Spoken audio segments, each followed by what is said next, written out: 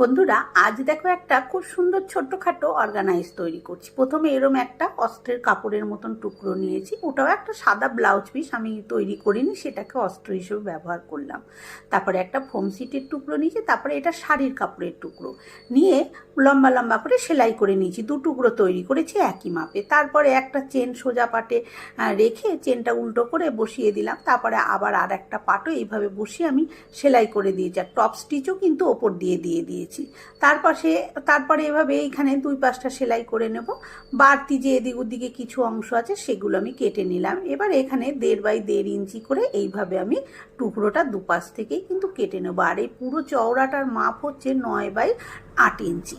তারপরে দেখো এরকমভাবে কোনার দিক থেকে যে কেটে নিয়েছি সেখানটা এরকমভাবে সেলাই দিয়ে দেবো, আর চারপাশটাই কিন্তু এরকম পটি দিয়ে দিয়েছি খুব সুন্দরভাবে। দেখো কোনো দিক দিয়ে সুতো খুলে যাবে না, কিছু হবে না। এবারে এটাকে তোমাদের খুলে দেখাচ্ছি। খুব সুন্দর একটা যে কোনো পারপাসেই ব্যবহার করা যেতে পারে এই অর্গানাইজটা। পুরো ভিডিওটা চ্যানেলে দেওয়া আছে, চাইলে দেখে নিতেই পারো। আর ভালো লাগলে একটা লাইক দিও। ধন্যবাদ।